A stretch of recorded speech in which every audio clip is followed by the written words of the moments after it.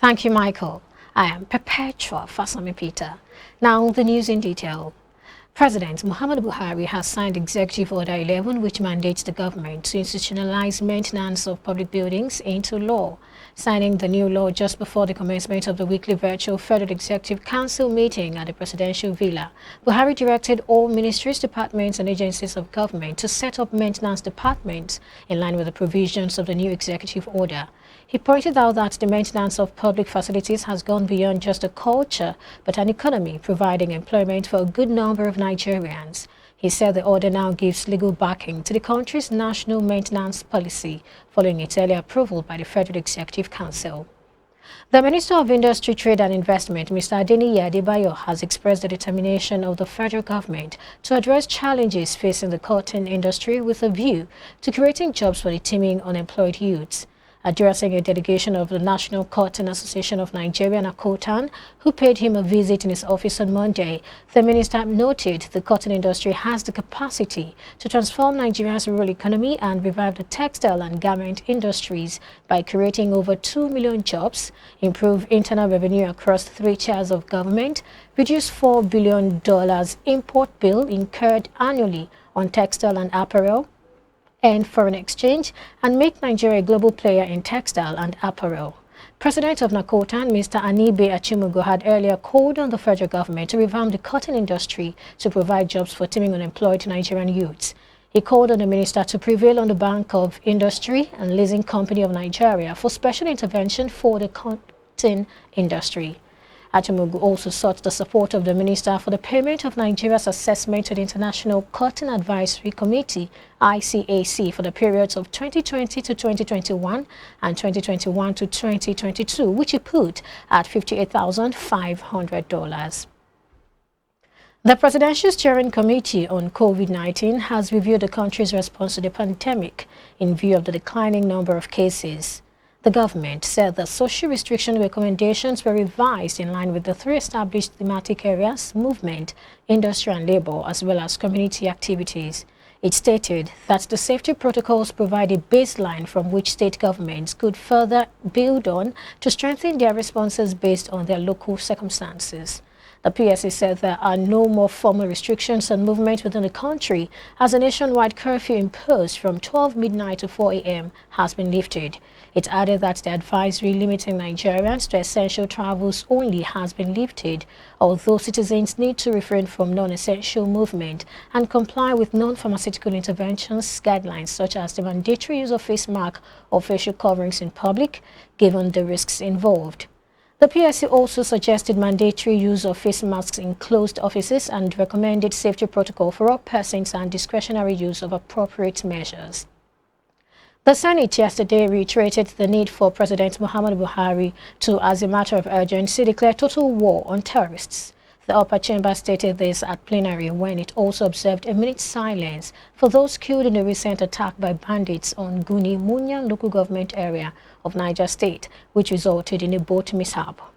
A boat conveying residents of Guni town capsized in Guni Zumba River, killing about 20 persons, escaping attacks by bandits in Niger State.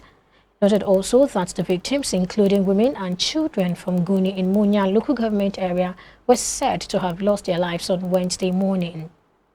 The incident comes amid attacks by gunmen across communities in Niger State, which has resulted in killings, abductions, and displacement of scores of residents. The Senate noted with concern that the criminals engaged in massive killings and wanton destruction of property in Niger State in particular, and Nigeria in general. It directed the National Emergency Management Agency, NEMA, to provide relief materials and medical teams to the surviving victims. Constituency projects are critical to national development as they are one of the means by which the public feel the impact of governance. This submission was made by a group of lawmakers from the Kwara State House of Assembly. This is in variance with the position of some Nigerians calling for these constituency projects to be scrapped. Speaking with iBrandTV in Ilorin, the lawmakers clarified that constituency projects are conceived to ensure equity in the allocation of projects cited in the various constituencies of state. Actually, when we talk about constituency projects, it's one of the good policy, but it's attached to the National Assembly. There's no any state assembly, according to the Nigerian constitutions, that has any leg attached to constituency projects. So, be it as it may, I believe whatever any policy adopts at state level, there must be a mechanism for honorable member representing each state to be able to fast track the starting project to a constituency to add more to the objective and the constitutional right of his representative. Constituency projects are lofty projects. Without constituency project, the constituency will look very dormant. If you look at the composition of state government, you know that constituency is the most closer to the grassroots, because in each state, constituency forms a part of the components of the State House of Assembly. Every constituency has a donation of personality to that State House of Assembly.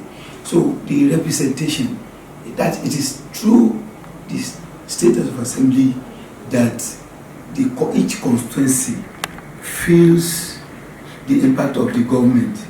Because whatever that is going back to each constituency or each local government comes from representation of the State House of Assembly.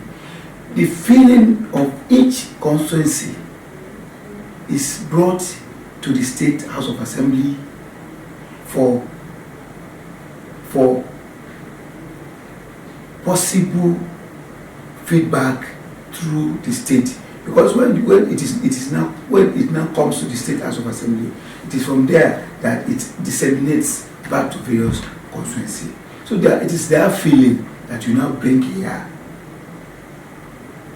to be collated together, to taken to the table of His Excellency. Well, I think on that aspect, it's happening. You see some people, they will give them ball and they will sell it.